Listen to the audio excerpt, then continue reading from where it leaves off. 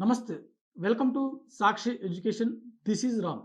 Telangana high court నుంచి దాదాపుగా 34 ఖాళీలతో ఒక నోటిఫికేషన్ అనేది విడుదలైంది.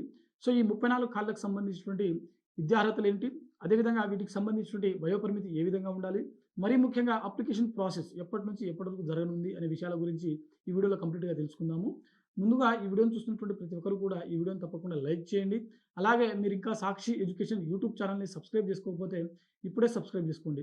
అయితే మనకు తెలంగాణ హైకోర్టు నుంచి విడుదలైనటువంటి ఈ నోటిఫికేషన్ ఏదైతే ఉందో, దీని ద్వారా మొత్తం 34 సబార్డినేట్ సంబంధించినటువంటి ఉద్యోగాల భర్తీ అనేది జరగనుంది. సో, ఇవి కంప్లీట్‌గా ఆఫీస్ సబార్డినేట్ సంబంధించినటువంటి ఉద్యోగాల యొక్క భర్తీకి సంబంధించినటువంటి నోటిఫికేషన్ అన్నమాట. సో, ఒకసారి మనం వేకెన్సీస్ కేటగిరీ వారీగా చూసినట్లయితే, ఈ ఆఫీస్ సబార్డినేట్ సంబంధించిన ఉద్యోగాలు మొత్తం 34 అనుకున్నాం కదా!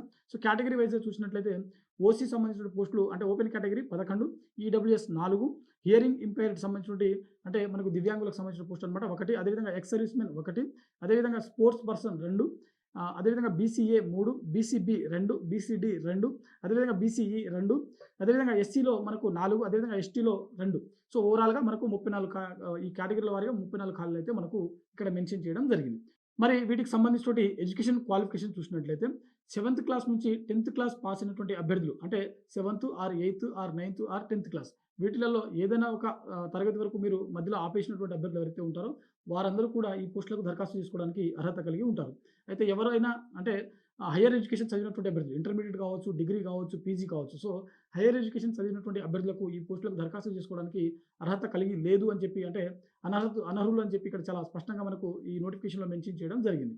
మరి వీటికి సంబంధించినటువంటి వయోపరిమితి చూసినట్లయితే ఎవరైతే ఈ పోస్టులకు దరఖాస్తు చేసుకోవాలనుకున్నటువంటి అభ్యర్థులు ఉంటారో వీరికి కనీసం 18 సంవత్సరాలు, మాక్సిమం 45 సంవత్సరాల వరకు వయసు ఉండాల్సి ఉంటుంది. ఎస్సీ, ఎస్టీ మరియు ఓబీసీకి చెందినటువంటి అభ్యర్థులు అదేవిధంగా దివ్యాంగులకు ప్రభుత్వ నిబంధనల ప్రకారం వయో సడలింపు అనేది వర్తిస్తుంది. సో, ఇవి మనకు వీటికి సంబంధించినటువంటి వయోపరిమితికి సంబంధించినటువంటి నిబంధనలనమాట. అయితే వీటికి సంబంధించినటువంటి అప్లికేషన్ ప్రాసెస్ ఎప్పటి నుంచి ఎప్పటి వరకు జరగనుందని చూసినట్లయితే మనకు వీటికి సంబంధించిన అప్లికేషన్ ప్రాసెస్ వచ్చేసరికి ఫిబ్రవరి 7వ తేదీన అఫీషియల్ వెబ్‌సైట్‌లో మనకు ఈ లింక్ అనేది అందుబాటులో ఉంటుంది. ఆ తర్వాత మనకు ఫిబ్రవరి 28వ తేదీన మనకు వీటికి సంబంధించినటువంటి దరఖాస్తు ప్రక్రియ అనేది ముగియడం జరుగుతుంది. ఫిబ్రవరి 28వ తేదీన రాత్రి 12 గంటల వరకు అఫీషియల్‌గా మనకు ఈ వెబ్‌సైట్‌లో ఈ లింక్ అనేది అందుబాటులో ఉంటుంది. అదేవిధంగా ఎవరైనా మీరు ఎక్కడైనా జిల్లా కోర్ట్‌లో కావచ్చు, లేకుంటే హైకోర్ట్‌లో కావచ్చు, ఇతర కోర్ట్‌లలో ఎక్కడైనా మీరు ఆల్రెడీ ఔట్‌సోర్సింగ్ లేకపోతే కాంట్రాక్ట్ సంబంధించినటువంటి ఎంప్లాయీస్ ఉన్నట్లయితే వారికి దరఖాస్తు చేసుకోవడానికి సెపరేట్ ఇక్కడ ఒక డేట్స్ అనేది మెన్షన్ చేయడం జరిగింది.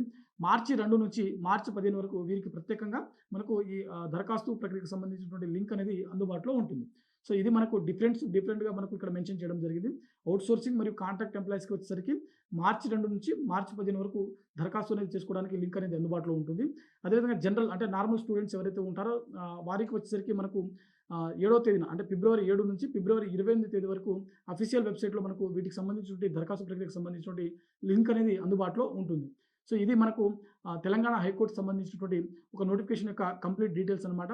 మరి వీటికి సంబంధించినటువంటి ఫీజు అంటే దరఖాస్తుకు సంబంధించినటువంటి ఫీజు ఏ విధంగా ఉంటుందని చూసినట్లయితే అభ్యర్థులు ఎవరైతే ఈ పోస్టులకు దరఖాస్తు చేసుకోవాలనుకుంటారో ఓసీ మరియు బీసీ క్యాండిడేట్స్‌కి వచ్చేసరికి రూ. 600, ఎస్సీ, ఎస్టీ మరియు ఈడబ్ల్యూఎస్ అదేవిధంగా దివ్యాంగులకు వచ్చేసరికి రూ. 400 అనేది దరఖాస్తు రుసుము అనేది చెల్లించాల్సి ఉంటుంది. మరి సెలక్షన్ ప్రాసెస్ ఏ విధంగా ఉంటుందనంటే ఇక్కడ మనకు ఒక ఎగ్జామ్ అనేది కండక్ట్ చేయడం జరుగుతుంది. దాంట్లో వచ్చిన మెరిట్ మార్క్స్ ఆధారంగా మనకు ఒక ఇంటర్వ్యూ అనేది కండక్ట్ చేయడం జరుగుతుంది. సో, గౌరవ జడ్జీలు సంబంధిత శాఖకు చెందిన అంటే సంబంధిత రంగానికి చెందినటువంటి జడ్జీలు ఎవరైతే ఉంటారో వారు వచ్చేసరికి మనకు అక్కడ ఇంటర్వ్యూ అనేది కండక్ట్ చేయడం జరుగుతుంది. సో, అందులో వచ్చినటువంటి మార్కుల ఆధారంగా మెరిట్ జాబితా అనేది తయారు చేయడం జరుగుతుంది. సో, ఇది మనకు వీటికి సంబంధించినటువంటి సెలక్షన్ ప్రాసెస్ విధానం అనమాట.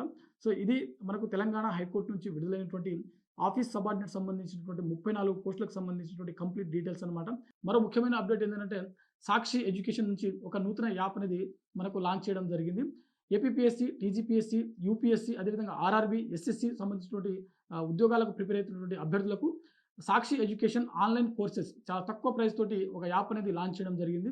సో, ఈ వీడియో కింద డిస్క్రిప్షన్‌లో యాప్ లింక్ కూడా ఇక్కడ ప్రొవైడ్ చేయడం జరుగుతుంది. సో, అభ్యర్థులు ఎవరైనా టీజీపీఎస్సీ కావచ్చు, ఏపీపీఎస్సీ కావచ్చు, ఆర్ఆర్‌బీ, బ్యాంకింగ్ అదేవిధంగా ఎస్ఎస్‌సీ అదేవిధంగా యూపీఎస్సీ సంబంధించినటువంటి పోటీ పరీక్షలకు ప్రిపేర్ అవుతున్నట్లయితే ఈ అవకాశాన్ని వినియోగించుకోండి. ఇది ఇవాల్టి వీడియో. మరిన్ని జాబ్ అప్డేట్స్ కోసం చూస్తూనే ఉండండి Sakshi education. Thanks for watching. Thank you all.